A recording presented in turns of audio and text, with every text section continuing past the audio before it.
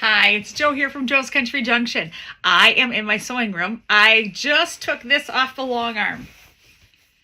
It's just a small little, kind of like a table topper, or it could be a wall hanging as well. These blocks are all from the Kathleen Tracy quilt along.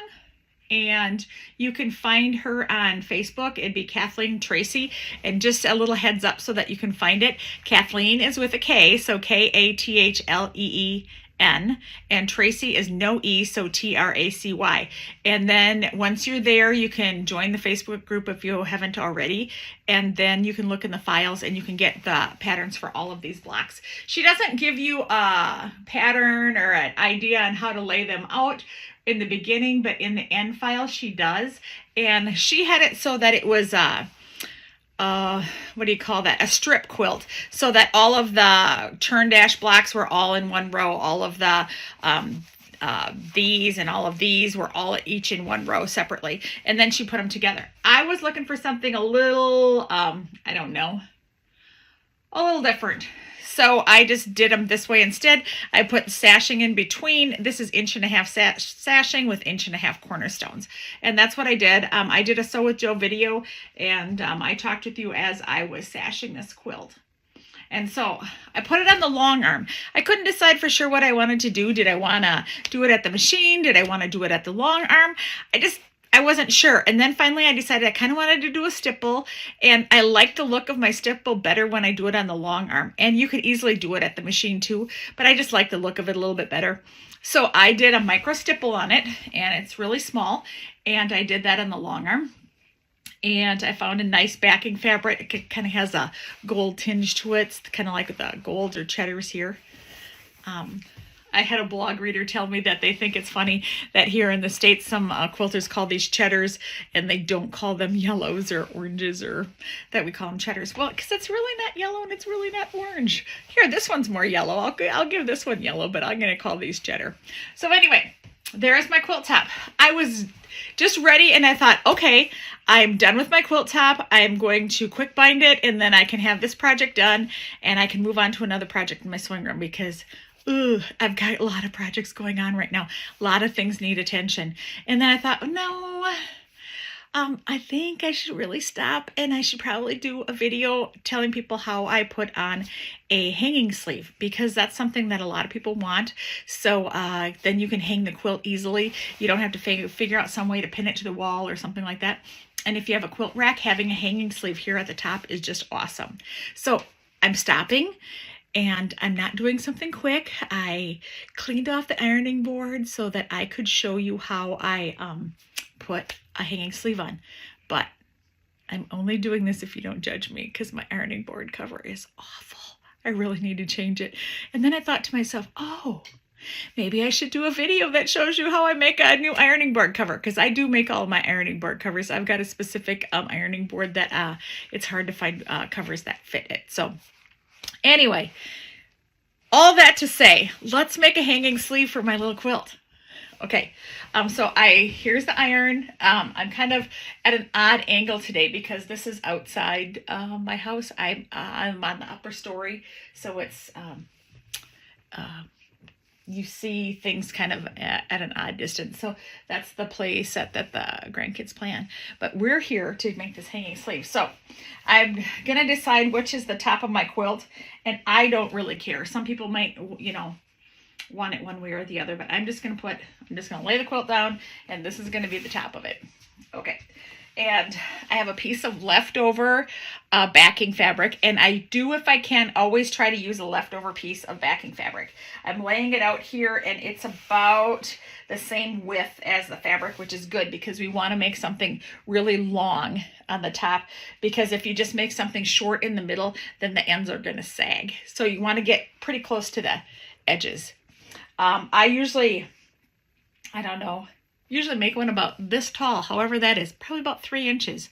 And then that allows for a seam, and that allows for the turning over of the bottom of the sleeve. So I would say 3 inches, 3.5 inches, that'd be great. Because whatever you have that you're gonna hang the quilt on, it's usually I don't know about this wide, and if you do 3 inches, it'll fit in there just fine.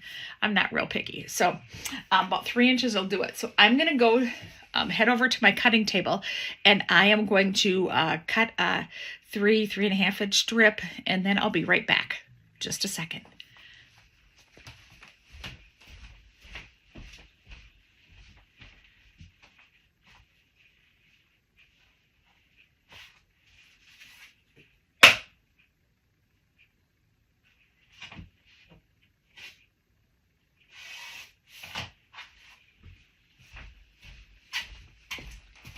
Okay, I went to the cutting table. I ended up with 3.5 inches. So if you're going to do one, do 3.5 inches.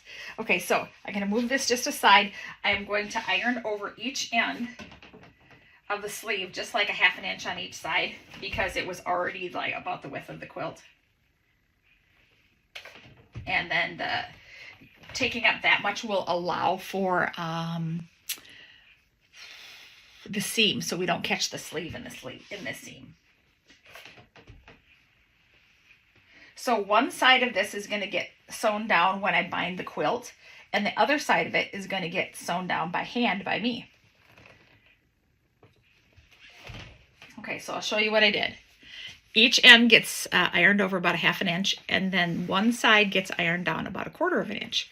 And then I lay this on top of my quilt, like so, and I center it, and I line that unironed piece right along the top. And I'm going to take a few pins right here, and I'm just going to pin this in place. Yep, that looks centered. Then I'll pin this. It only takes a couple pins.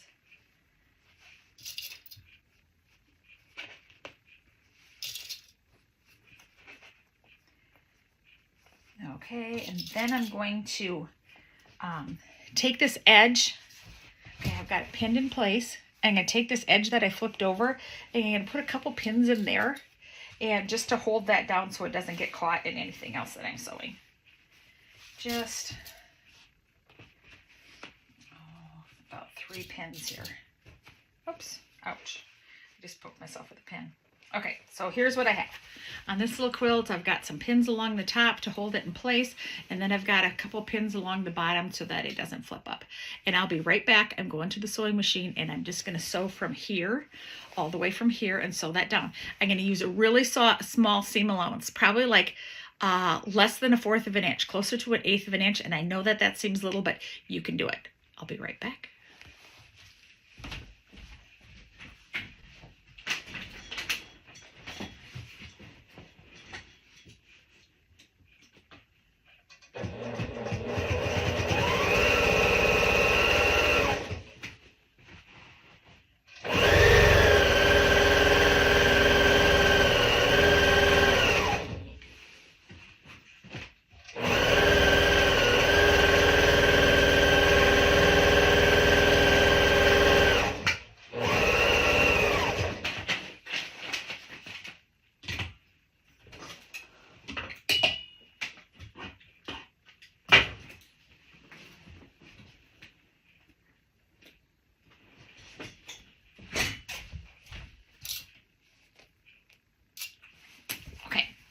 Here I am, I'm back, and you can see that I just have a little narrow seam across the top. I have blue thread in the machine because I already had everything ready so that I can bind the quilt. So now from here, if I have time and I'm not wanting to bind the quilt right away, then I would take and I'm just going to hand sew this down. It doesn't take very long, just a short little bit. And then I just bind this like normal. Just pretend this isn't even here and bind the quilt like you always bind the quilt. And that's pretty much what I do. I'll be right back and show you how it looks when it's all done. I'll be right back. Okay, I am back. I did the binding. You can see this is the machine binding I do. I do everything by machine. So I sew it down and then I flip it over and then I sew along here and you can see how I catch it in the back. Okay, and I've done that for a long time. I have a video that shows you how to do that if you've never done that before. Oh, I'm finding a couple threads here I want to take care of eventually. So here you can see I've got the start of the sleeve for the binding. This top part, I caught that when I was doing the binding, so I don't have to worry about hand sewing that. But I've already started. I'm down here and I am just hand sewing this.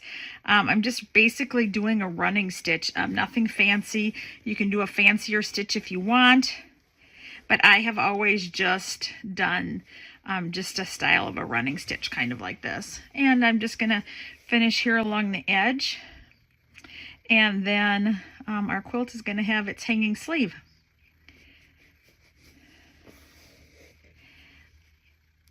I try to make sure I use matching thread so that you know, my little catches don't show on the top. You can see I'm doing pretty good. I'm not super picky about this back because no one's going to see it, and I don't want to stress out about it. This would be a great job to do while you're watching TV. I know a lot of people, they say that they do not like to do machine binding because they want to, you know, have a project to do when they're watching TV. But if you follow along with me, you probably already know that I'm a cross stitcher. So my TV time, I prefer to cross stitch. But we're just keeps going along here. We're almost to the end. I don't put too many pins in because I don't like to get poked. So I'm going to even take that one out. I'm getting close enough. I'm going to get poked. And I just use a single thread. I don't even use a double thread because most of the pressure is going to be at the top of the seam that hangs the quilt. And there's no pressure at the bottom. It just has to hold this together. Okay. We're getting to the end. And then once we get there, we'll tie a knot the way my mom taught me, which is probably the same way everybody in the world ties a knot at the end. I like to tack this down a little bit more, so I'll do a couple extra stitches right here. That one's probably going to be seen, but that's okay. Just a couple extra ones like that. Okay, then I'll tie this off.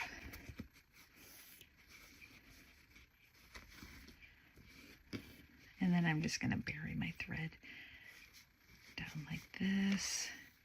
Then I'll clip it over here. Whoops, I got to grab my scissors. That got left over by my sewing machine. So there, I'll clip that.